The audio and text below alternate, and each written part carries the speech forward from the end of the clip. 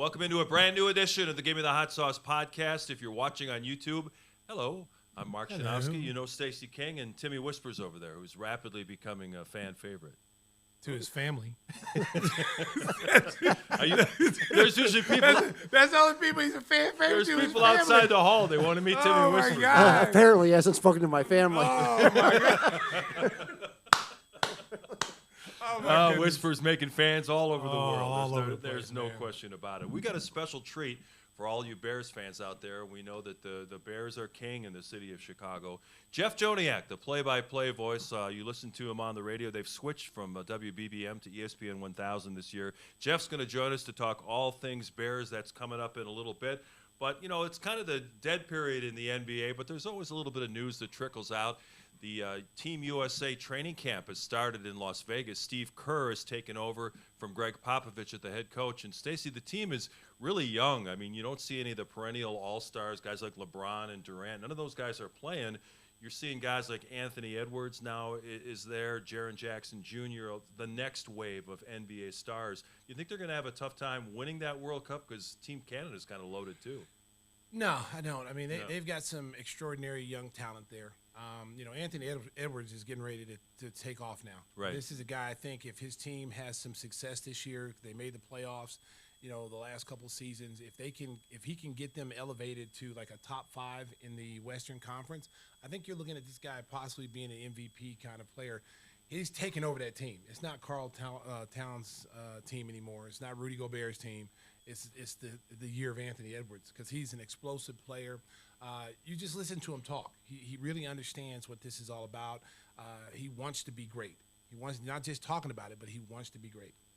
And Steve Kerr was really excited about having Jalen Brunson as his lead point guard. Brunson, of course, coming off a great season with the New York Knicks. He's a friend of the program. He was a guest on a past episode here of Gimme the Hot Sauce. Local guy, of course, went to Stevenson High School. Jalen Brunson is really blown up to becoming one of the elite players in the NBA. Well, I mean, listen, I've said this when he was at Stevenson. You know, they won state championships. He goes to Villanova. They win, you know, the national championships. He's the big reason why they do it. This is a guy who's been around the NBA game. His dad, you know, multiple years, 10, 12 years in the NBA. He's been around pros. He's been around pro coaching. You know, he really soaks up the game. He's a student of the game. And I think a lot of people, when he was coming out of Villanova, Mark, a lot of people were like, well, he's not athletic enough. He's not like, you know, a Derrick Rose or Russell Westbrook type of player. Who is? Like, there's not a lot of players like that. But if you get a guy who's a winner, a guy who's a proven winner at the highest level, won national champion, high school championship, McDonald's All-American, there is something to be said about that. You know, and teams, you know, sometimes teams pass on those kind of guys because, you know, it's like you're shopping for a car. It's like, okay, do I want to get, you know, a Toyota Corolla that's, you know, that's more affordable that also can get me to where I need to go, save gas, or do I go for the Ferrari that has a Toyota engine? You know, so they pass on some of these guys, and these guys turn out to be very good players, and then you hear all this, I wish we would have drafted him. So you just got married, too. Just got married a couple weeks ago, so congratulations to my man, JB, absolutely. Friend of the program. But, yeah, he's solid, man. He's solid. He's starting. He should have been an all-star this year. Yep. He should have been an all-star. That was really terrible that they didn't put him on there. He should have been an all-star. He was one of the reasons why New York played so well because if you remember, New York – 2 years ago, New York was the darling. Oh, New York, you know, they were in the playoffs, top 4 team. Then the next year, they're terrible. And then you had Evan Fournier lost his starting position. They traded Kemba Walker, got rid of him. And so there was a lot of dysfunction in the Knicks. And they were even talking about firing Tom Thibodeau. Then you go out and get this kid, re-sign him, bring him to New York. His dad's on the coaching staff. Dallas still hasn't recovered, even with Kyrie Irving. They really undervalued how important Jalen Brunson was to that team, especially when Luka was out with injuries. He basically saved them in the playoffs and was able to get them to the Western Conference Finals when Luka was out. So I think they miscalculated how good he was, and they, you know, basically thought they could bring anybody in to fill that role. They went and got Spencer Dinwiddie from Brooklyn, brought him in there, didn't have the same kind of impact that Jalen had. So at the end of the day, man, this kid is showing everybody that he's an elite player in this league. Yeah, the World Cup gets started later this month. They're playing in the Philippines and another location.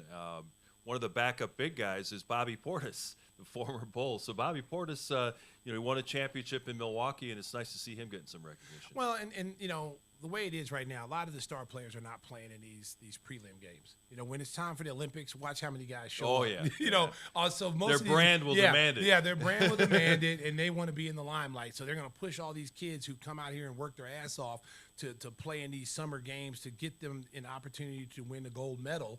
And then all of a sudden the superstar players like, yeah, I think I want to play now, which is crap. Right. If you're Steve Kerr and you're Team USA, listen, if I send you an invitation, you tell me, no, I don't want to go, then don't come calling me later on asking, hey, I want to go win the gold medal. No. Sounds like one of Tim's cookouts, but the invitation never comes. The invitation never I don't comes. send out invites. Yeah, no. He didn't. You don't call anybody You don't either. call anybody. Yeah. Nope. No, unless I just show up late myself. Unless he asks you to work the event, you're not going to hear from him.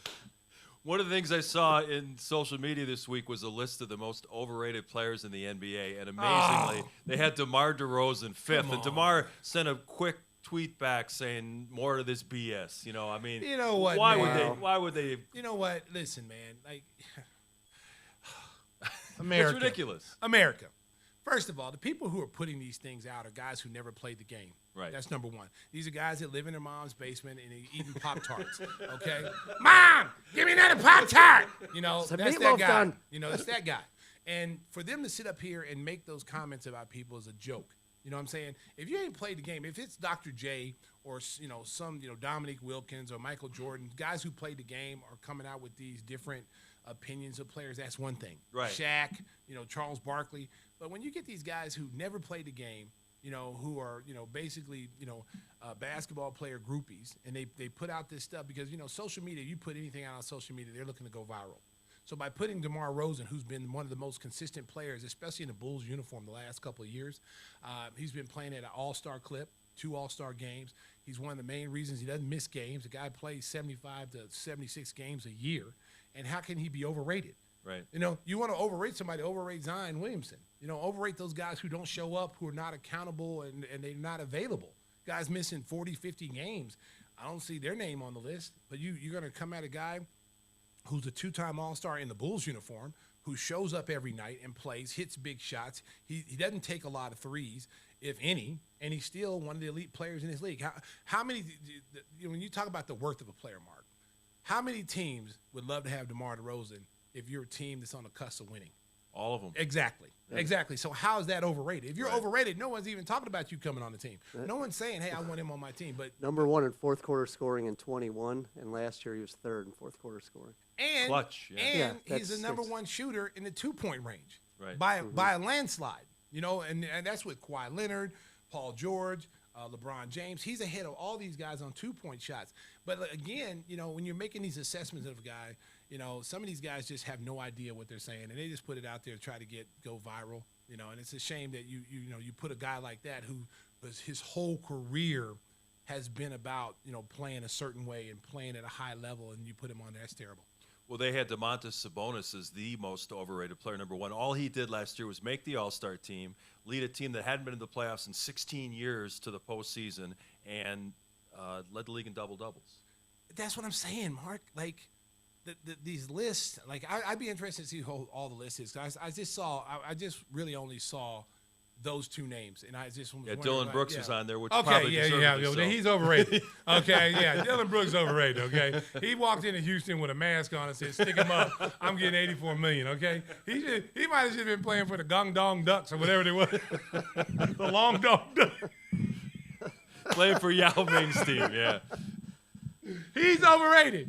Okay, Oh, Zion my Williamson. goodness. Zion Williamson. I love Zion Williamson's athletic ability, but come on, man. Come on, the guy spends more time on the internet than he does playing on the court. So how's that not overrated? That's overrated right There's there. a lot of guys that are overrated, but DeMar DeRozan and No. Domantas Sabonis do not belong on that exactly. list. No. Stacey, one of the other things you mentioned that was interesting was the league sent a memo to all the teams saying that, if you've got players that are publicly requesting a trade or their agent, there's going to be discipline coming. That all comes, of course, from Damian Lillard and his agent saying that he will only go to Miami, and if other teams try to trade for him, you better be careful because he might not show up, and if he does, he may not play to his full ability. And then everybody kind of backtracked a little bit after the league decided to look into this. Well, let me tell you something. The league said enough of this. I'm smacking somebody on the hand. Okay, you're going to go where we tell you to go. You're going to do what we tell you to do. Okay, you're making $200-something million, and that's why I say the teams have to start getting control of their players. Because if you got 4 years left on your deal, I'm not trading you, Mark, unless I'm getting something in return that's going to help my franchise. Because as we talked about this, I think last week, when a guy like that, who's, I know he's 30-something years old, but he's still a generational talent. He's still a big-time player in this league that can get you to another level with other stars. But I'm not just sending you because you want to go to Miami. That's like waking up, in us working here in Chicago, it's cold, and I tell the Bulls like, hey, it's too cold here. I want to go to California. Right. I want to go to Miami. No, this is where you work. This is where you earned your money. They didn't hesitate to give you what you were worth all the times your contract came up. So now you have to honor your contract. And I hear people all the time saying, well, Portland owes him. Portland owe him jack. They paid him. They gave him $250 million. They made him one of the highest paid players in the game. They don't owe him anything. What he owes them is to be professional, which he's always been in his career, this is where agents get involved. The player lets the agent talk for him, and then it puts the foot in the player's mouth and makes the player look like he's malcontent, ungrateful. Damian Lillard's not like that. He's a stand-up guy. He's been one of the guys for many years complaining about guys teaming up and, making super teams. He's always been that guy. And now you kind of let your agent make you look hypocritical because now you're saying, well, I can't win here. I need to pair up with Bam and I need to pair up with Gimme. Now you want to do that. So you kind of look hypocritical. Stand on 10 toes. Stand on what you believe in. If you want to be traded, if it can work out and Portland can benefit too, because you don't want to burn any bridges. They have a good relationship. So if I can send you somewhere, Damon, where we can get something back in conversation, we'll do that. But Miami right now doesn't have anything worth making a trade. I mean, you might as well, Miami's trying to trade for some juju beans and some Doritos, a case of Doritos for Damian Lillard. Ain't nobody gonna do that. Right. It's gonna take a while for this to be all resolved, but my guess is eventually Damian Lillard will wind up where he wants to be with the Miami Heat. I want to tell you about one of our great sponsors, our buddy Jeff Vukovic. When it comes to insurance for your auto, home, and business, make sure you contact the king of insurance. That's nationwide agent Jeff Vukovic. You can reach him at jeffvuk.com. That's jeffvuk.com. I know he's looking forward to the upcoming Bulls season, as is Stacey. And he's got the best jingle in the business. Yes, he does. Tim, hit it. What? Hit it. I want to hear the jingle. Oh, man. All right, let's do this. Let's do it, buddy. Let's do it. Clock's ticking. Nation. All right, stop. It's over. No. It's over. It's I terrible. really tried. It's over, man. I really tried, everybody. No, sorry. It's over. It's over. I took a big breath and everything. I had to take it away from him. I tried. America, it was horrible. Nationwide is on yours. Okay, if you don't stop, okay. I'm Michael Jackson, you're That's Tito. throat punch. I'm Michael Jackson, you're Tito. I thought we were harmonizing. No, Tito doesn't come on until I tell you to come on. Once I moonwalk off the stage, Tito comes on and he plays the guitar. Okay, so I'm going to do it again. Nationwide is on your side. All right, Tito, go out there and play the guitar. Give me a tissue. A little Barry White flavor in that. I got to mix it up sometimes, Mark. Mix it up. Hey, we don't talk a lot of baseball here on Give Me the Hot Sauce podcast, only because both of Chicago's teams stunk for most of the year. All of a sudden, the Chicago Cubs are making a run. They're one of the hottest teams in baseball. They recently had an 8-game winning streak. They've won 10 of their last 12. They're only 3 games behind the Cincinnati Reds in the National League Central. They got a chance to make the playoffs. And their president of baseball operations, Jed Hoyer, listened to the fans and members of the media, said, you're a big market team, act like it. They went out and made a trade for Jeimer Candelario, who got 8 hits in his first 2 games against the Reds. And all of a sudden, they've scored 36 runs in the last 2 games. It's fun times again at Wrigley Field. Yeah, it is. It's been a surprise because most of the year they haven't really played well or played up to their capabilities. But it's good to see them. They're making a run. Now it's interesting because you're starting to get into the late part of the season where every game is going to count now. So, if they can continue this little ride and it's all about winning series. Baseball is totally different than most sports because like football, you got one game. Basketball, you got one game. You're off to the next city. you got to go focus on winning series. You know, you win 2 out of 3. You know, that's the goal, is try to win series when you play these teams. And if they can do that the rest of the way, Mark, Cubs fans got to be excited because they have a point. You know, this is a big city. You shouldn't be playing like it's a small market city. You know, spend some money. Come on, man. Marcus Stroman has been struggling lately. His last 7 starts, his ERAs are about 9. He went on the injured list with hip inflammation. 9? Yeah. Really? His last 7 starts after being the league leader in earned run average. They got to get him right if they're going to make a run at the postseason. I feel confident going up there batting against him. Where's the bat rack? Stacey wants to take a cut. I want to go. Hey, Marcus Stroman, baby, I think I can go up there and get a hit off you. 9? You're for real? Yeah. Oh my Absolutely. But they destroyed. Let me tell you, I got to get in the batting cage. What's that pitcher's name? Blake Lively. Hey.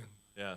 Uh, The guy, the That's what they're actress, calling him now. Blake Lively, yeah. Oh, Ben Lively. Ben Lively. Because did you see what his ERA turned into from one game? What is it? Yeah, it went from 3.7 to 5.2. So Ooh. that's I might, you know what? Listen, I'm hurts. going to take my chance against Stroman. I think you'd like to face Blake Lively more. Listen, hey, all I'm gonna say is, listen. I'm like MJ. Don't throw me a curveball. Just give me heat. You give me heat, I might be able to park that sucker. Seriously. Whispers, I mentioned the fun times returning at Wrigley Field. What's the most beers you've ever drank at a Cubs game? Well, this was years ago when they used to give yeah. you the plastic cups and we'd Yeah, stack them up. yeah. My brother and I got to about 17 each in a game. No, stacked you up. didn't drink Oh 17 yeah, we carried beers. them out. Yeah. How did you get home? Well, drove. we were just warmed. This guy drove. We were just Mark, we were just warmed up. We're exposing Mark. It's statute of limitation. All that means no, is- it ain't. No, it ain't. Hey, We were ready remind for me. Murphy's after that. Remind me never to get in the car with him. Oh, hell no. So you went to Murphy's after because 17 Right. wasn't enough? And then drove home. Hey, listen, I'm going to tell you something. I've been around this guy, Mark. This guy got a cast iron stomach. That damn Irish family, the Kellys, boy, they can drink, boy. Woo-wee. 17 at the Man, game, and then we went to the 17. bar. Yeah. And they let us in for free because when they saw those 17 cups stacked up, they're like, He damn, and these I, are Mark, professionals. These guys aren't fooling around. Listen, he's a professional drinker, okay? I'm a professional analyst. He's a professional drinker, I okay? get a new drop for that guy. Yeah, He's professional a drinker. We should mention the White Sox before we move on. Their general manager, Rick Hahn, decided that this season has gone completely in the toilet. So they traded 6 pitchers away, including starters Lance Lynn and Lucas Giolito. And the worst news coming out of the South Side was about Tommy John surgery with was it closer. Hendricks? Who was that? Liam Hendricks, who, of course, Liam, and he battled back had the from cancer. well-publicized battle Man. with cancer, and he got back to playing, and then all of a sudden the elbow started hurting, and you hadn't heard much about him. They were hoping to get him back, and then yesterday the news came out that he had to undergo Tommy John surgery. Not only will he miss the rest of this season, the expectation is he'll miss all of 2024. So we certainly wish him the best in his recovery, but this has been a snake eye season for the White Sox. Listen, man, we talk about this all the time in professional sports, the injury. You can't guard against injuries. The Bulls have had it, it's all, and I always joke about this, but it's starting to become reality, man. Somebody's got a voodoo doll. Like, It's 2 years in a row for them. Yeah, I mean, they start with so much promise. Everybody talks about this team, the White Sox being a team that can contend for a title. But, man, a month into the season, they're missing their key players. They find themselves behind the 8 ball.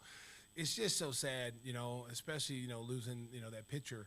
He's battled back from, cancer, which is a great story. And then all of a sudden, now he's out for possibly next season, too. You hope, speedy recovery. But, then they're starting to get rid of their players. They're starting got rid of a lot fire of them, sale. They buy one, get 6 free. They did pick up some good prospects, but I know White Sox fans don't want to hear about the fact that they're going to go into a rebuild once again. Hey, Tim, I'm giving you a 1-minute warning to get your buddy Ready? Your buddy out. So I don't want you to feel like I jumped the gun. Yeah, go ahead and do it, buddy. So you got a 1-minute warning here. right. I just want to get Stacey's take on this thing. One of the trades they made, they got a couple minor league pitchers back from the Dodgers. They also got Trace Thompson. For the third time. For the third time, Trace Thompson is the White Sox. And I remember the first time he came in, I'm thinking, well, maybe he's going to say how much he likes Chicago and he'll convince And get his brother. Clay. But that ship sailed. Yeah. Come on, man. Listen, what is this, a rummage sale? Just like going to a garage sale, like I think I'll take that Trace right there. Trace, I'm gonna buy that. And then the next thing you know, it's sold somewhere else again. You get it again. Listen, I thought he's a pretty good player. He's not a bad player at all. I thought he was a pretty good player, but listen. At the end of the day, man, they're struggling right now. They got to find a way. They got to make a choice. Are we going to rebuild? Are we going to keep adding pieces and thinking that we're going to that we're going to be able to turn this around? because I like to see them win. I like to see both teams win. It's good to see the Cubs come out of their little slow spell, and now they're making it interesting. Yeah, Cubs have a chance. Listen, Chicago's going to be fun this year. I'm just telling you right now. Cubs are starting it right now. The Blackhawks are going to be fun to watch with all the new young players they have. The Bulls are going to be a team to watch and be a lot of fun. And I'm really anxious to watch the Bears because I think the Bears are going to be much better than what people think. I think personally, 8-8, getting to 500 is a realistic goal. But there's some people that think they're going to win more games than that. And I think the division is up for grabs. I mean, I think if the betting favorite is, Detroit. And then Minnesota. But after watching that quarterback show, I'm not counting Cousins out, baby. You like that? You like that? Yeah, don't count the Vikings out. They always seem to hang around. Trace Thompson, by the way, made his debut for the third time with the White Sox this afternoon. They lost again to the Texas Rangers 5-3. Trace Thompson 0 for 4 with 3 strikeouts. And I'm sure his brother was watching somewhere. Or maybe not. Yeah. So, Christopher Walken, are you ready to sell some hot sauce? Yeah, we got some good news, too. We're doing the live show next week, and we're bringing some sauce for the people who got their lucky tickets. Where's the live show going to be? Tell all the folks. It's going to be at the Blue Cross. Is that what they call it? It's an insurance company that sponsored this. Blue Cross Blue Shield? I know. Illinois? They didn't help anybody, but anyhow. No kidding. No, we're going to be at the Score Studios, our good partners at Odyssey. That's right. And we're bringing some sauce, and it's still on sale online. And I couldn't believe it. Over the weekend, somebody did use the code. There was a bunch of orders, but we got one free bottle out. Yeah. It's like winning an Academy Award, isn't it? It's like they don't know how to spell walking. Oh, my God. Walking Q, walking fire. It's kind of easy to get a free bottle. Just go to GimmeTheHotSauce.com and put in the code for any order and get a free bottle. I'm looking forward to that. Yeah. I'm looking forward to next week. We're going on the road. Yeah. Occasionally we'll pack up the gear and we'll go on the road and we get to go do it in the big studio. So I'm looking forward to doing that and having some fun with our traveling crew, like a traveling circus, baby. We coming to town, baby. We coming to town, baby. Yeah, it'll be a lot of fun seeing Mitch Rosen and all the good people over at the Score. So we're going to take a break here. We mentioned the Bears. They're looking to be a very much improved team for the upcoming season. We're going to visit with the play-by-play voice, Jeff Joniak. That's next on Gimme the Hot Sauce. Episode 140 of the Gimme the Hot Sauce podcast rolls on. It is now a pleasure to welcome in the play-by-play voice of the Chicago Bears, our good buddy Jeff Joniak. The Bears have made a change this year. They've gone from WBBM to ESPN 1000 radio, and Jeff, of course, will be calling all the games as he has for a long time, along with Tom Thayer. How many years has it been, Jeff? This will be 23. Wow. 23. 27 overall, pre and post game before that. So, yeah, it's been almost 3 decades. They're hard to believe. You guys do such a great job. You and Tom have such great chemistry. I want to ask you a question, though, before we get into the Bears stuff. Do you remember the first time we met, the first event that we covered?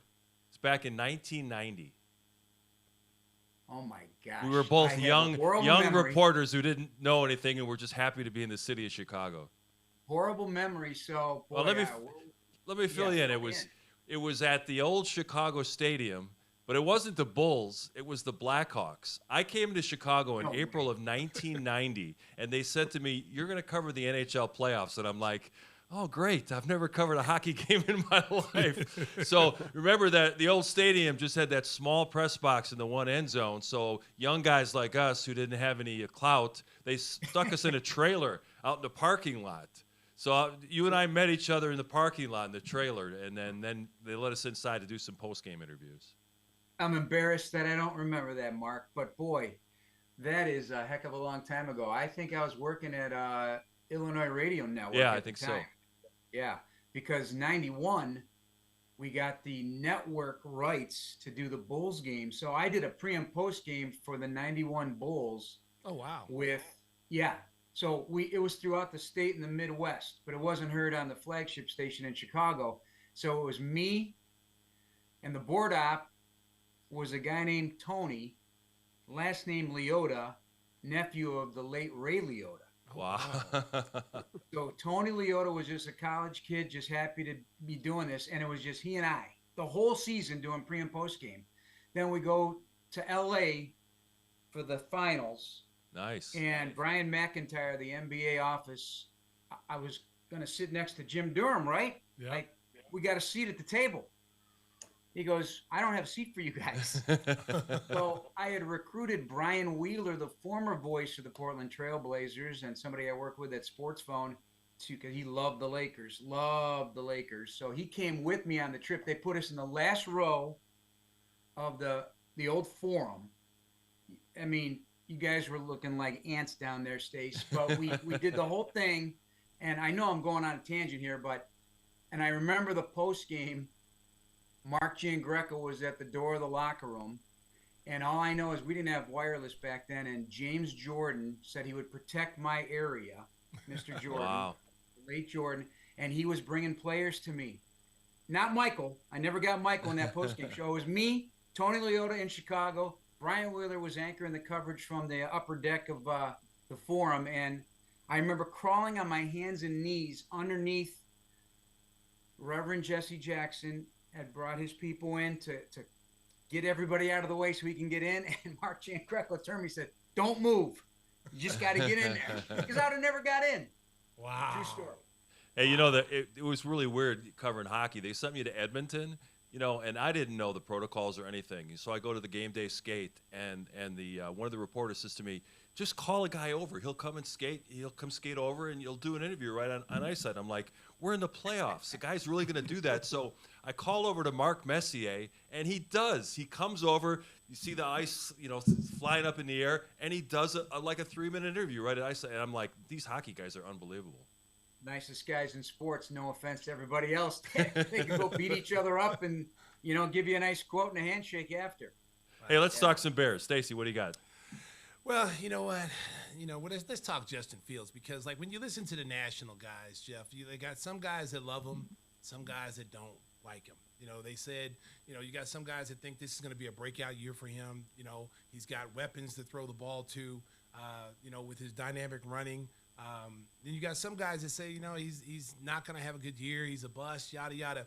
Talk a little bit about how he's looked in training camp right now. And do you think he's ready to take that next step? I really do believe he's ready to take that next step. And a big part of the reason is just what you touched on, was the weaponry around him. The offensive line, hopefully, is going to be a lot stronger with the new additions. And a veteran receiver like DJ Moore makes a big difference for every quarterback out there. So he's been great. The two of those guys together, the chemistry was almost immediate. I keep telling this story. It was during minicamp, or maybe it was an OTA, actually. It was a double move down the right sideline, and Justin put it out there, and DJ just missed it on the fingertips. And DJ was just sitting there watching where he should have been, what the landmark was, looking back at Justin. They talked about it after. It's that kind of veteran stuff that matters, that maybe younger receivers don't take the time to do, and a maturing quarterback did take the time to do it. I just seen, since the middle of last season, I've seen a big change in Justin's demeanor. Certainly that dynamic running you just spoke of made a huge difference in giving him a chance to breathe a little bit and just be an athlete.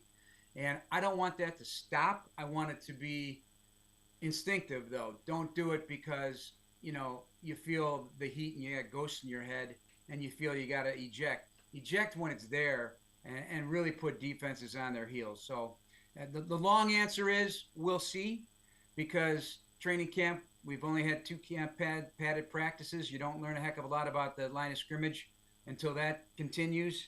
And we got a long way before the first week of the season, a good 5 weeks. So we'll see how it goes.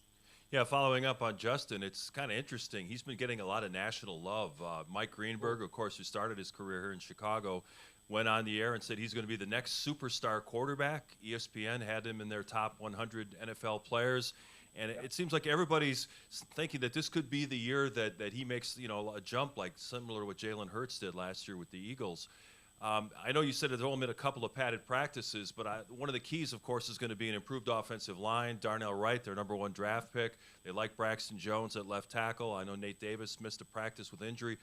What do you think about the offensive line? You think it's going to hold up a lot better than what we saw last season? Man, I hope so. I mean, certainly the sack total was way up there, and Justin had something to do with that too, hanging out of the football a few times, sometimes running for his life. So, a fifth-round pick, did not have the pedigree to be a starting left tackle, and Braxton Jones impressed the heck out of me. Didn't miss a snap, and really cares about the game. So it's not a normal path. I mean, the last left tackle here was a seventh-round pick in Charles Leno Jr. So, it happens. But boy, he's taken the road less traveled on this regard, and so he cares about it. He really cares about it. He got stronger in the offseason here. Darnell Wright's a man. I mean, he's a man right now at the tender age of 23 or whatever. He looks the part. He's long. He's strong. He knows what he's doing out there, and he rose to his level of competition in college all the time. If he knew he was facing a really good opponent, which you're going to face every week in the NFL, he just played a superior game, in my opinion, after watching all that tape. So Nate Davis, a vet. I like how he is as a run blocker. They ran the ball a lot in Tennessee. So what's he going to be like as a pass protector here? Again, wait and see. Cody, you can count on at center. I like having a veteran pivot there to kind of quarterback that offensive line. And then Tevin Jenkins just has to stay healthy at left guard. When he's right, he's an animal in there, and he's a big finisher. So I'm expecting this team to still have balance. I know everybody wants an aerial show, but they led the league in rushing for a reason last year. There's a lot of good reasons why beyond just Justin. When you look at this team, Jeff, like, what is a realistic goal that you look at seeing the team's record at the end of the year? With Aaron Rodgers being gone out of Green Bay now, and you got, Love coming out there, a new quarterback. You got, Detroit is, really the team. I think Minnesota, both those two teams are still kind of the same. What's a realistic goal for the Bears this year that you think would be a great season for them record-wise? Man, if they could get around 500 and somehow in a tight division, which is totally up for grabs, as you just pointed out, I'm not certain it'll take 10 wins to win the division if they beat each other up a little bit. I think it's going to be that hotly contested. I know on ESPN with Waddle and Sylvie several weeks ago, I never make predictions on records. I think it's a fruitless task, right? Who's healthy when? Are you facing every great quarterback that's on your schedule? Is the ball bouncing your way heading into the game week? But you start looking at the schedule, you can talk yourself into a lot of wins, but you do have to be realistic. But I'm not saying this is going to happen, but they got me down for 11. Okay. And I don't. I mean, it's a little rich even for me, but anything's possible, Stacey. Anything's possible. I think the division is up for grabs, but like you, Detroit's got my attention for a lot of different reasons. But they started really poorly last year and came on strong. Have they learned how to win? That's the biggest thing for the Bears. They were in tight games. They really didn't get blown out. The Dallas game got away from them a little bit, but it was after a fumble that kind of let the floodgates open. They hung in games with the youngest roster, one of the youngest rosters in the NFL. So you still, in my opinion, have to learn how to win. Minnesota won a lot of close games last year. Can they still have that horseshoe firmly planted somewhere? I don't know. They got rid of Dalvin Cook. That's a head scratcher. And I'm not going to fall asleep. I know Bears fans don't want to hear this, but I just can't turn my back on that team up north because Love's been in the laboratory for 3 years. His general manager thinks he's ready to play. They drafted him for a reason, and they got 8 or 9 first-round picks on defense and a running game. So that's the love of this game here. I'm getting deep in it, but the division, you got to win your division to have any conversation about anything else. So let's win the division. You mentioned the Bears leading the NFL in rushing a year ago. David Montgomery went to a division opponent with the Lions. Maybe for our audience, you can kind of break down the guys that are competing for playing time there, and how do you think that's going to shake out? I think it's going to be by a committee approach, and they certainly are going to run the football. That's in the DNA here of this team right now. Of course, Khalil Herbert had a terrific year last year, led the NFL with a 5.7 yard per carry average in his touches. He just has a burst and some long break long speed that I really think is something they could take advantage of here with the attention paid to other parties. Now that they've added DJ Moore and Chase Claypool's here, and Cole Kmet is another year better.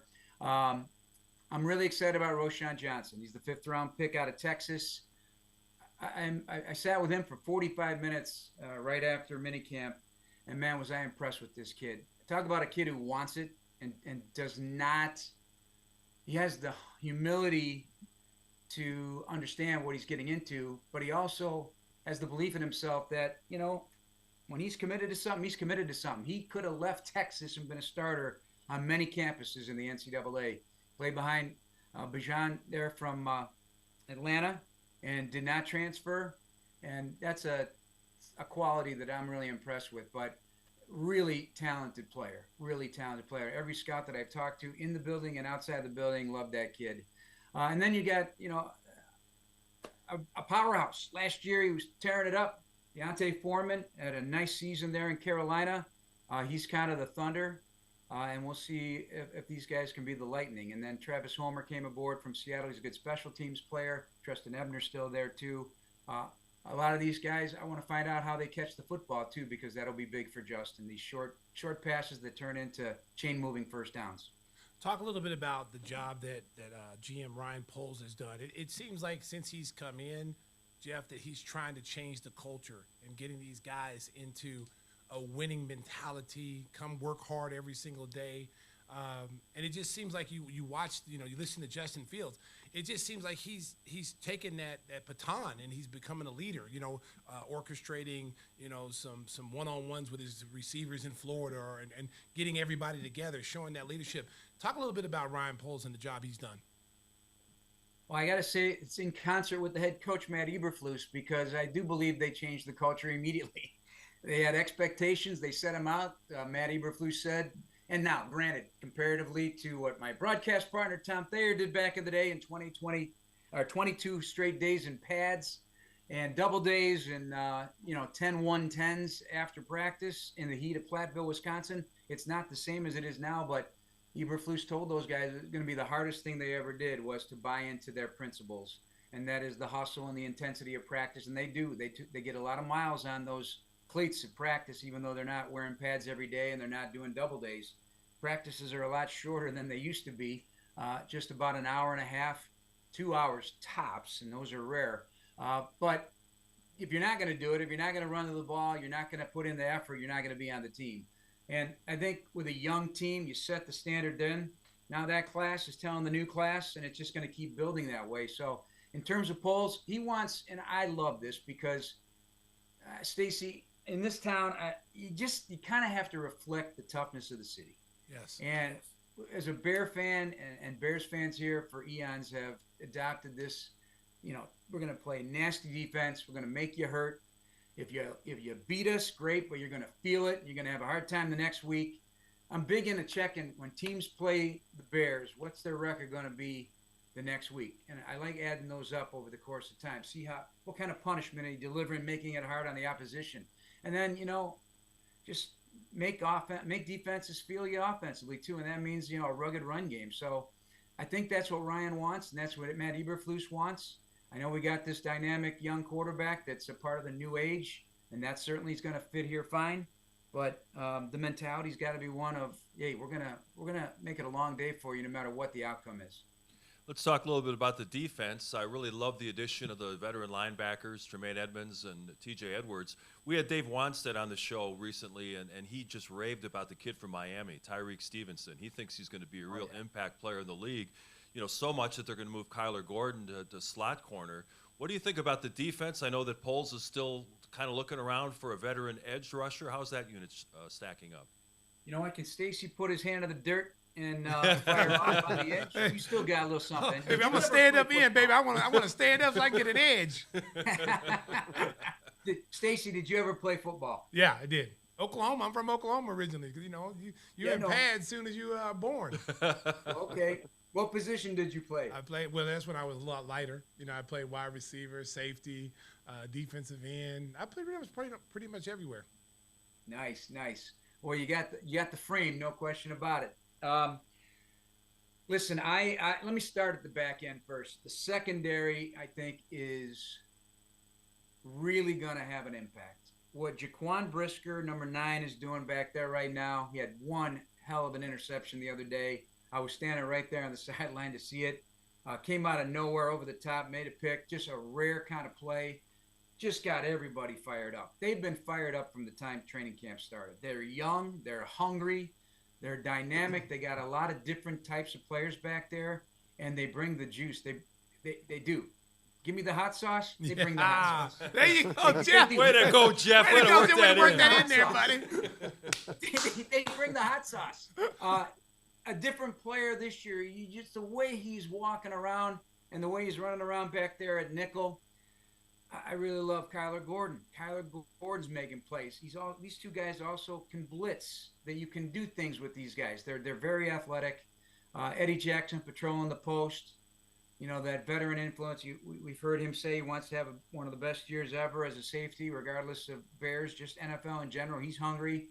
And Tyreek Stevenson, I'm going to call him a man as well, just like Darnell Wright on the opposite side. Just a feisty kid, gets up there in your face at corner. Doesn't matter who he's up against, and he has a short memory, which you got to have as a corner. He just does not care. If he gets beat, goes back and makes a play the next snap. And that's the mark of a future great corner. Now, he's got competition. This 5th-round pick out of Minnesota, Terrell Smith, is giving him a run for his money as well, and that's going to play itself out. And then Jalen Johnson on the other side. So it's a young secondary that can make plays. You bring in these two linebackers, they've got championship pedigree to them. AFC championship games for Tremaine Edmonds, Super Bowl for TJ Edwards, who got here the hard way. Undrafted free agent out of Wisconsin, led the Eagles in tackles last year. Local kid, homegrown, loves being a Bear. Loved the Bears back in the day. Loved. And you can feel his passion already in practice. And the 6'5" frame of Edmonds is going to bring to mind a lot of Urlacher. They're different body types, though. He's linear, long, big wingspan, can move sideline to sideline. And, Justin's already admitted seeing him out there at practice is a little challenging. The one thing about Urlacher, when he dropped in the same system,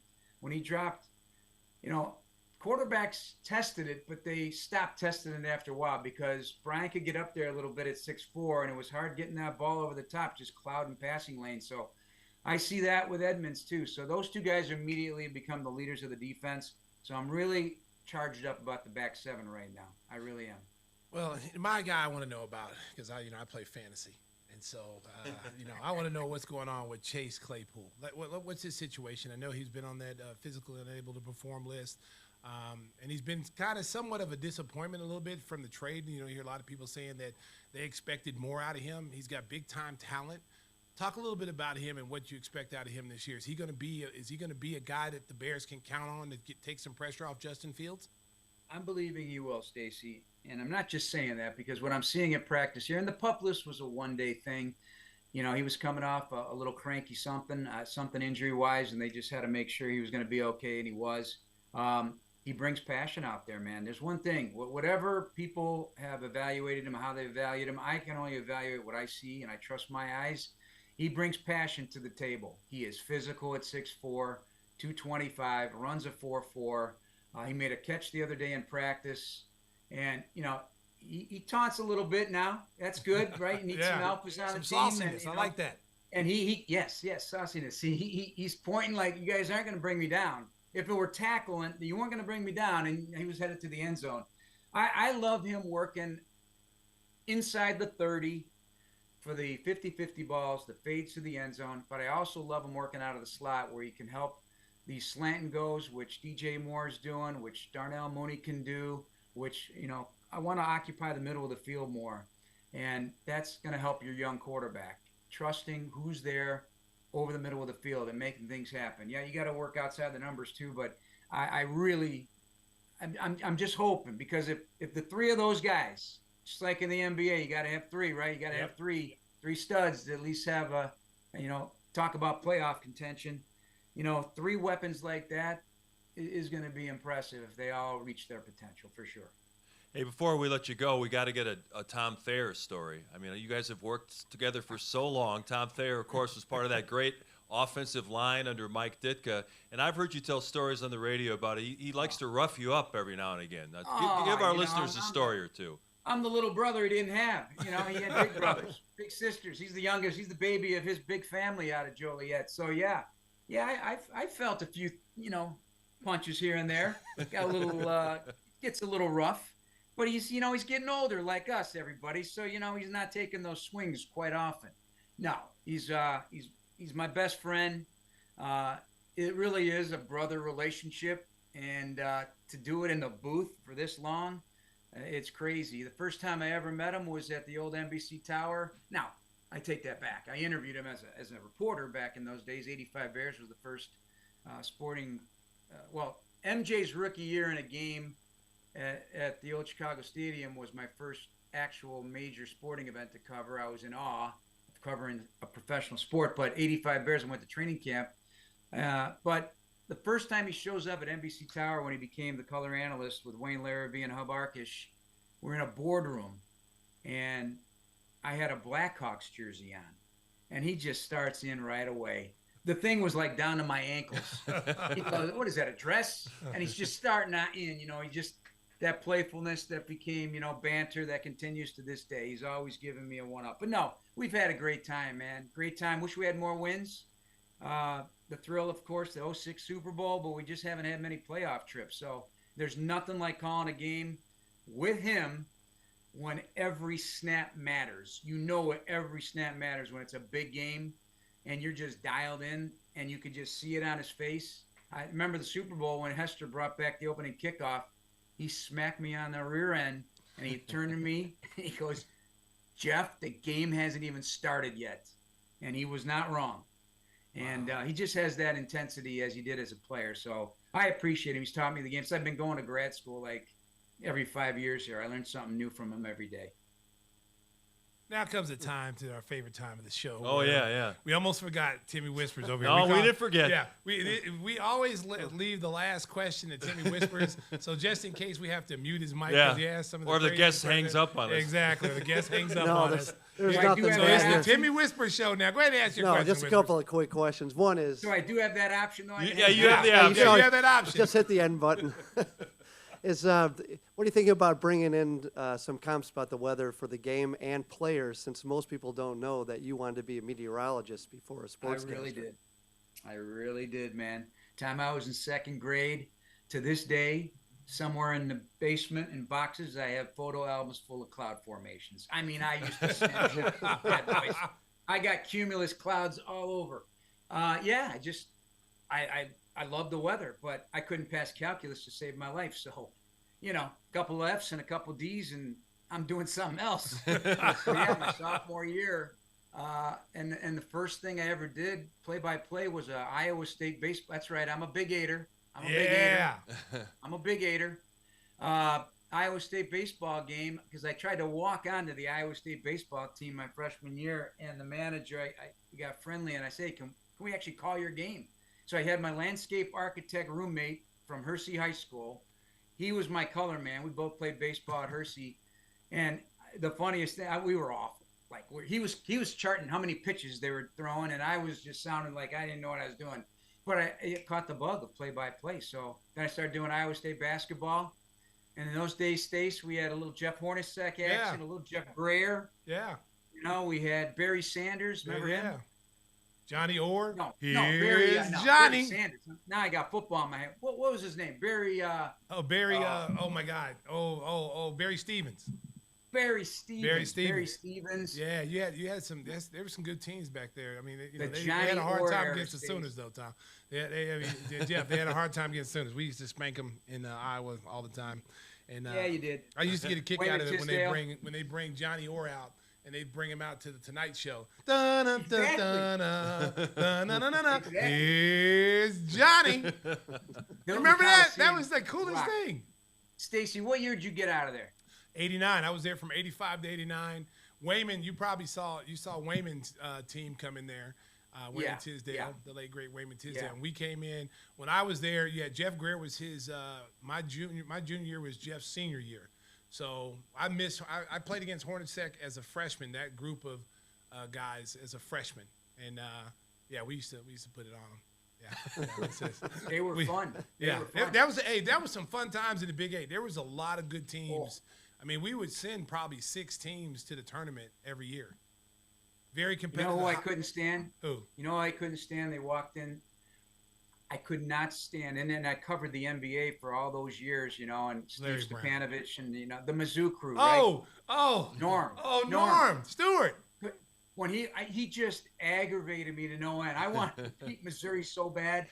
I still have cassette tapes somewhere, Big Tim, what do you call him again? Timmy Whispers? Yeah, Timmy Whispers. Yeah. Timmy Whispers. I got tapes, man. I was awful, but I did call some fun Iowa State basketball games back in those days. And I used to have to interview Johnny Orr.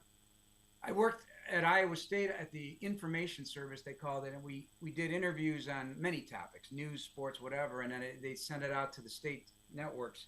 And boy, some days I didn't know what I was getting into, right? So I get to his office, and he'd have his back to me, and I just sat there like a little kid. I'm like waiting. Coach, are you ready to go? And you could tell if he had bad practice or not. He was in bad mood. And one time there was a guy, I can't remember now. I didn't see him on the practice floor, so I start the interview. Coach, so-and-so wasn't at practice. That's none of your business. That's none of your business. But he's been suspended, and he it was big news, but he was mad about it. Wow. Oh my God. Yeah, he was one Timmy. of the nicest. He was one of the nicest coaches. Both him and Lon Kruger that we played against. They're really nice guys. You know, I couldn't stand Larry Brown. Larry Brown, I couldn't stand when he was at Kansas. No, Larry Brown recruited me from Oklahoma when I was in high school, and he told me when he came in, they brought Danny Manning's dad, Ed Manning, in there. They brought Bob Hill. They brought all their R.J. Buford, all these guys coming to my house. And the first thing he tells me, he knows that I'm thinking about going to Oklahoma, and so he tells me, he says, "Hey, look, I'm just going to be honest with you. I'm a straightforward guy. If you go to Oklahoma, we're going to kick your ass every year.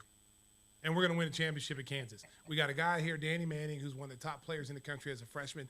You could play alongside him." And he was kind of brash, Jeff. So I was like, I don't want to go there. This guy's kind of cocky, because I didn't like coaches who downplayed other programs. Yeah. And then when we played him in the national championship game in 1988 in Kansas City, they beat us. Danny and the Miracles beat us, and we shouldn't have gotten beat. We were 36-4, and we were the best team in college basketball, but we didn't win. So at the end of the game, he's not bitter or anything. No, I'm not bitter. I'm not bitter. Jeff, I'm not bitter. Jeff. So I'm sitting at the scores table. I'm balling because we lost. We beat them 3 times that year. And then he walks over to me. He gives me a big hug. He said, "Man, I want to tell you, you're a hell of a college player." He goes, and he made me feel better. Then he hit me with the dagger. He said, "See, but if you would have came to Kansas, you'd be playing for a national championship." I was like, "Oh, that's terrible.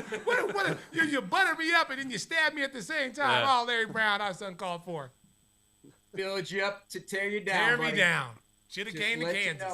Should have been a Jayhawk. All right, Whispers, you got time for one more. Yeah, they have one other thing in common. One more quick story. Hang on, because when I worked. So I also worked as an intern at the TV station in Ames, and Indiana came to town.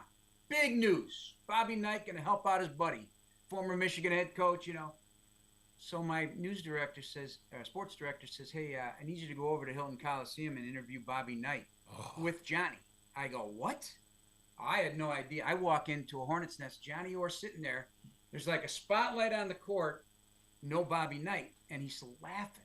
Johnny's laughing. He says, "Hey, just so you know, as soon as he sees you, he's gonna call you a bunch of names," which he did.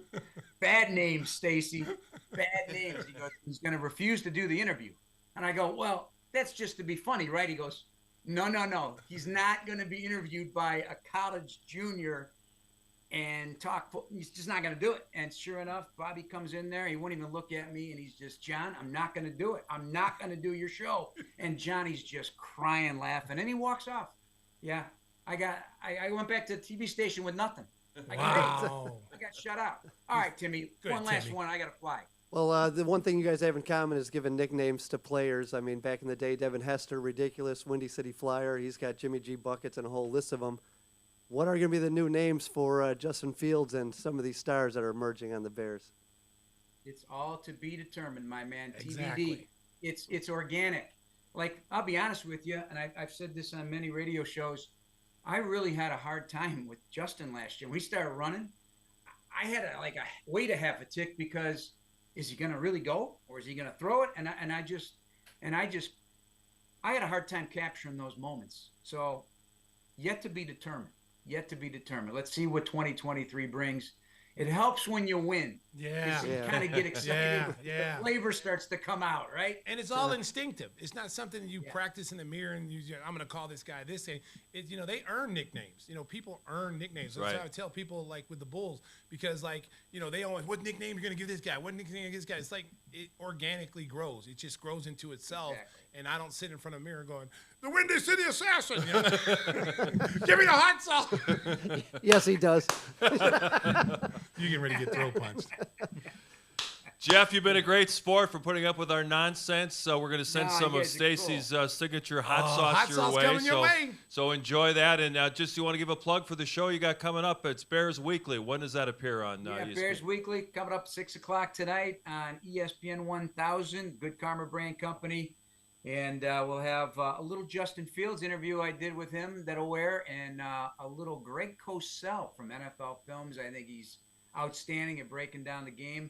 We're going to talk about running backs. Nice. What is up with the running Yeah, backs? man. Well, best of luck to you and story. Tom. Please give him my best. I remember visiting with you guys over at the NBC Tower back when I was doing Bears stuff. So say hi to Tom for me. Best of luck this season. Hopefully a lot of wins. And we'll look Yes. forward to hearing a lot of touchdown Bears. There you go, right out of Mark's mouth. That's all I got to say. Hopefully I got a lot more. Jeff You guys Joniak, take our care, good man. friend. Thank Thanks, you so Jeff. much for joining us See at you Give Me the guys. Hot Sauce. And I know you guys are big fans of the combat sports. Where do you want to start? You want to start with the boxing or the UFC? Go ahead, Tim. Well, let's talk about that UFC. I mean, a couple of those fights. I mean, Derek Lewis, Oh, man. that was absolutely awesome, taking out the #1 guy. Yeah, Derek Lewis. Ten Make sure you give seconds. the names, Tim, for people who don't follow Yeah. it that closely. So Set Derek up- Lewis just now took the record for Black Beast. the most knockouts in UFC history, and he's had some crazy fights where literally in the last 15 seconds of a fight and limping on one leg, knocking a guy out. So he had against the #1 guy, the Brazilian guy, shoot, what's his name? I'm blanking on his Jeez, name. Yeah, you're on top of it again. Yeah, Yeah, as this always, guy's man. struggling big time today. I got What to about look the at- main event, Stacey? No, Let's talk because about I the got main too event focused to on. start. Yes. But the main event, Just that was- sit over there and be quiet. that was fantastic. Yeah, just be quiet. Just be quiet. Gaethje Poirier.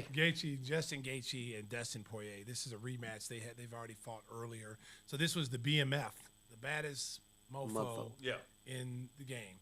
And I tell you what, Poirier came out in the first bell, the first thing, and he was really, the first round was really taking it to him. I was like, oh man, Poirier's going to win this.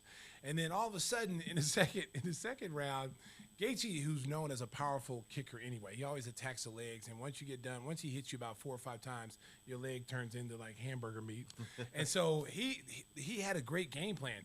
He never high kicks. You never see him high kick. And so I think Dustin Poirier was not really accounting for that. He was, too busy trying to protect his legs. Plus, Gaethje can fight too. He can hit you with either hand and knock you out. In the first round, he did a high kick, and it didn't connect, but he set the tempo like, this is what I'm going to do. That second round came out. He fainted, and then all of a sudden, man, he damn near hit Poirier's head off over the over the UFC fence. It was like a field goal kick. Look at it right there. And he almost blocked it, but as you can see, he didn't block it good enough and knocked him smooth out, man. And then so he's on the ground, and Herb Dean, see Herb Dean right there? Slid in. Herb Dean looked like he was stealing third. He was running, and he just slides and jumps on Poirier so he wouldn't get any more punishment. Yeah. It was a great fight. I was switching in between UFC and boxing. I'm a big boxing Were fan. those both pay-per-view? Yes, yes. And, Oh, a lot of money going out of the yeah. king. No. wallet. I got connections. We can help you out. I can't tell you what my connections All are right, American, all but right. I got Don't connections. give that up. So we see Crawford and Spence. Okay, this is a big anticipated fight between two of the best welterweights in the world, and these two guys have been posturing back and forth. They can never get a fight done, and it's very rare in boxing. Now you're starting to see it more and more now. Boxers are starting to realize, like, in order to get paid, in order to get money, you got to fight fights that people want to see. And this is one of those fights. I think they generated 21 million off that fight. But this was a blowout. Like, this was a complete blowout. Like, I did not anticipate that Earl Spence was going to get, like, dog walked. Like, when I say dog walked, he got dog walked. Like, he got, from the opening round, he started off the first minute of the first round, looked like himself. But if you watch the fight, he looked drained. He did not look like Earl Spence. He didn't look like the guy that goes forward, that puts the pressure on you, that just beats you into submission. He did not look like that. He looked like he was extremely tired, dehydrated. I saw him come out of the first round telling his corner, and I thought I was the only one that saw it, but I hear a lot of boxing experts said they saw it too, where he came out and said he was tired. And that's very rare for a champion to come out and say they're tired in the first round. Because if you're tired in the first round, you're not going to make it to the 12th. So you might as well just go ahead and just, get ready to get beat. Because I tell you what, Terrence Crawford fought a great fight. Terrence Crawford is arguably pound for pound the best fighter in the world right now. The things he did to Errol Spence, he made Errol Spence look like an amateur. And Errol Spence has been through a lot of wars. He's beaten a lot of good fighters. So it was on paper, I think a lot of the experts said 50-50. It could go either way, but they thought Crawford was the better boxer, the more technical guy. It'd be interesting to have Kendall in here to talk about what his take on it is since he boxes. He picked Spence. But when you look at Crawford and the way he counterpunched, he's southpaw, and southpaws gave Spence, who is also southpaw, gives Spence problems. And the movement and the angle changes that Crawford can do, where you got a fighter like Spence who just keeps coming forward, and he's got a devastating jab. And the one thing that Crawford did was take that jab away. And once you took that jab away from Spence, what does he have next? What's their plan B? I don't think his trainer had a plan B. I don't think his cornerman had a plan B. I think they thought they were going to, because they felt Crawford was a smaller fighter coming up from 140 to 147, and Spence was a much bigger fighter. Plus, he's been at 147, I think, 5 or 6 years, so he's been in the weight class. So I think they thought they were just going to walk through him. And then, 2 minutes in, I think he realized, it's going to be a long night for me. And then if you see the highlights, he beat him up really, really bad, face swollen.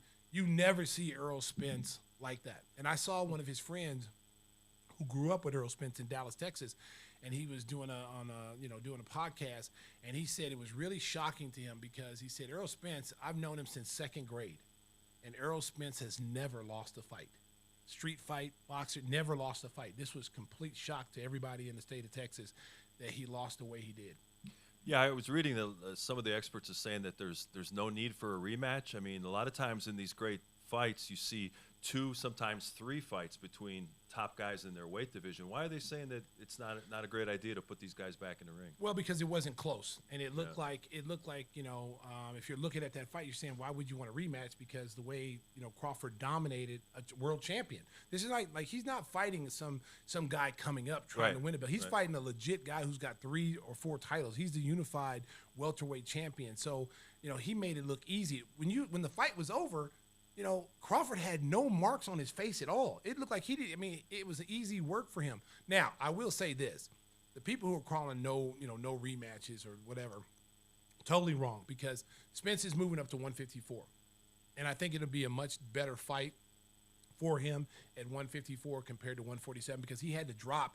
I think before training camp, they were saying he had to drop 30 pounds to get to the 147. Yeah. So that means he's walking around probably at 180. And then, he's in the Texas heat, and then he's got to come to Vegas, a month out of the fight in the Vegas heat, and he just looked depleted. When you watched him walk into, when the fighters come in, and you could just look at his face, he just looked like he was high, because, Mike Tyson gave him some edibles and some stuff from his little weed factory, and so, before the fight. And Errol Spence looked like he was high, seriously. Yeah. And I'm not saying he was, but the way he looked, he just looked like he was tired. Like he already had that sleepy look anyway, but he just looked like he was really tired and didn't have any energy. And then you saw Terrence Crawford come in. He had Eminem walking in, and it was just him. He didn't have a team full of people. Earl had all these people walking in, rappers and all this stuff.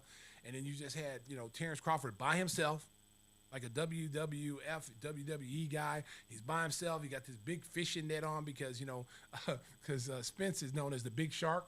And then, so he had a net on his boxing gear, so he was going big fish fishing. So, and then Eminem walked him in, and Eminem played "Lose Yourself." Oh, once he played that song, I was like, if I'm any boxer right now, America, if I'm a boxer right now, I'm calling Eminem up, and I'm saying, Eminem, I need you to walk me in, man, because I got hyped. I got hyped up in the couch watching Eminem play "Lose Yourself." I was ready to fight. Matter of fact, when I go up to hit against Stroman, I'm going to play Lose Yourself. That's going to be my walkout music when I come up to the plate. So you've been warned. Look at the hands. See, I'm getting the hands. Look at the forearms. Look at the forearms. So back to that UFC, it was Marcos Rogério, who was the title holder. And but what's great about this fight is there was a parlay that Derek Lewis would get the knockout, take his pants off, and hump the canvas. If you had done that parlay, you would have won big, even with $5. Well, once again, the alarm clock went off for Tim, and we were already off the UFC. Hey, no, I had to bring it back. The alarm clock went off. Like, oh, we're talking UFC now. That was 10 minutes ago. Hey, you remember why he takes his pants off? Whoop, whoop. Why did he take his pants off? Do you remember what he said the first time he did it? Joe Rogan asked This him? is a children's show, Tim. You can't say that. No, it's not. Yes, it is. No, it's not. Why do you say it? What do you say, Tim? My balls is hot. Wow. Wow. FCC, what do they call it?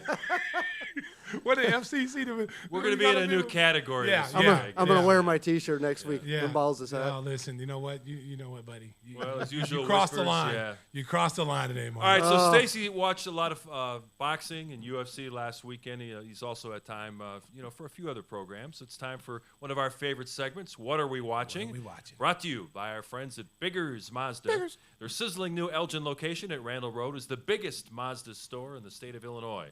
Biggers is offering a bottle of Stacey's signature hot sauce with first test drives of new or pre-owned vehicles. It's your choice. Everything from the coolest SUVs to the stunning Miata. So join the fun at 2100 Randall Road in Elgin. Our good friends at Biggers Mazda. And pick up a bottle of Stacey's signature hot sauce. All right, Stacey, we'll let you start it off. What have you been watching besides boxing and UFC? Well, you know what? I've gone back to my favorite shows. You know, I've watched the Boardwalk Empire to the very end. Now I started, Succession. I did all that to the very end. So now I went back to watch The Sopranos. And I'm binge watching The Sopranos. And I just wanted, I forgot some of the things that happened in The Sopranos that I had to go back and try to figure out why this happened, why this way. And so at the ending, I got to the ending. And for you people who haven't seen the ending of The Sopranos, you should have seen it already. Yeah, It's been 5 years. there's Okay, no spoilers there's for no The spoiler alert. Okay, so at the end, I wanted to know, did Tony Soprano get killed at the end? Because they were having this big gang war with New York, Right. and so the New York guys, put a hit out on Tony and his crew, and then Tony started wiping out all their guys. And so at the end, he's in this diner and he's sitting there and he's waiting for his wife comes in, his son Right. AJ comes in, and then he's waiting for his daughter, the last person to come in for dinner. But then there's a guy in a members only jacket, the kind of jacket that Tim wears, in the wintertime. They're I don't comfortable. even think that they made members only jackets anymore, but he's got one. But there's a guy with a members only jacket with a bad toupee, and it was kind of like the scene out of The Godfather where, when Michael Corleone had to go kill the police chief and Sollozzo, and they planted the gun in the bathroom. And it was kind of just like that. And I remember, I'm like, man, I didn't even remember that. So the guy goes into the bathroom. He walks past Tony. Tony looks. Tony's always looking for people. Like, he's looking at the guy, and he's suspicious about the guy. But he figures, no one's going to whack him with his family there. It's not going to happen. He's in New Jersey, too, so it's not going to happen. Guy goes to the bathroom, and he's in the bathroom for a while. And then, so his daughter, comes in. She comes in, and Meadow Soprano comes in. And as she comes in, he looks up, and then it goes fade to black. That's the thing. A lot of Fade to people black. were unhappy with the ending Oh, of The Sopranos. but It's up to your interpretation what Yeah, you think but happened. I read where the guy was his name, Kelley, whoever the director, the writer of that show, they said that he died. If it's Kelley, he must have drank 17 beers. Yeah, before 17 he- beers. Yeah. 17 bottles of beer on the wall, 17 bottles of beer. They just couldn't figure out the ending at that point. Yeah, he faded to black, and I think he got killed. Plus, then James Gandolfini ended up passing away. Right. And I think had he not passed away, Mark, I think they would have made a movie with him in there, and they would have carried on The Sopranos through that way. But they shot up all his guys. I mean, they got Bobby Bacchial. Big Bobby got killed, playing with trains. We shouldn't have been playing with trains in the middle of a war. Like, you should be paying attention. And then they got Silvio, Little Stevie from the E Street Band, which is my guy, my guy's who's a big fan of Bruce Springsteen. Shout out to Mike Amaroth. He loves Little Stevie. Right. He's got Little Stevie hair too. He came in looking like Little Stevie today. Whispers, what recommendation you got for the folks? Well, I don't watch Annihilation on Netflix, but watch Florida Man. Just started watching that first couple episodes. Really well done. Who's in there? You have Anthony LaPaglia. I don't know any of the other actors. A couple of It's been newbies. getting a lot of promotion on Netflix. I haven't seen Yeah. it yet, but Very well done. Great writing. A lot of intrigue. Some mob people. What is it about? Gambling cops. Some smuggling. Some fake deaths. A lot of that kind of stuff going on. It's well done. Okay. I don't want to. dark comedy. Yeah. There's definitely some humor in it, but yeah, we're not going to give away any spoilers here. No. Yeah, if you want to watch a show that's eerie, kind of on the edge, check out on Apple TV, The Crowded Room. Tom Holland, who played Spider-Man, is the lead actor in this, and he's a multiple personality guy. And for the first few episodes, you don't really know that this is all going on because you think there's other characters, but they're all in his head. So it's really a well done show. Is this the movie? Is this the show that he kind of had to take a break? Yeah, he needed help. It's really intense. Wow. Yeah, I want to see that. And it's a 10-part series on Apple TV. Really well done. Holland does a great job playing the lead character, and really a good testament to what mental illness can be, and somebody for suffering through this multiple personality disorder. Man, like Tim. He's got multiple personalities. Only a few. Oh, it's a few, man. 17 bottles of beer. Jesus. Hey, we got a happy note to end on before we get out of here. Our good buddy Al Foran, who told us on a recent episode that he and his wife were expecting their second child. Well, the baby girl was born, little Chloe. So our congratulations to Al and his wife. There's the photo if you're watching on YouTube with Al and his bride, and beautiful Chloe there. He's got another daughter, Sophia. So nice addition to the family, Al, and I'm sure that you're going to be entertaining the folks again with some brand new impersonations real soon. Always follow Impressionist Al on Twitter because he has free entertainment for you where he does rapid fire impersonations. He's awesome. Yeah. He's awesome. He's a friend of the program. Friend of the program. So congratulations to Al. And you mentioned Mike. Maybe you can tell the folks how they can take care of their transportation needs, Stacey. Windy City Limousine provides championship service. Making a reservation is so easy, it's a slam dunk. Let Windy City break the full court pressure of traffic and get you to your destination in style and on time. Contact us at 847-916-9300. That's 847-916-9300. Or visit WindyCityLimos.com. So a reminder, next week we're going to leave the comfort of our Palatine studios. We're going to head into the city.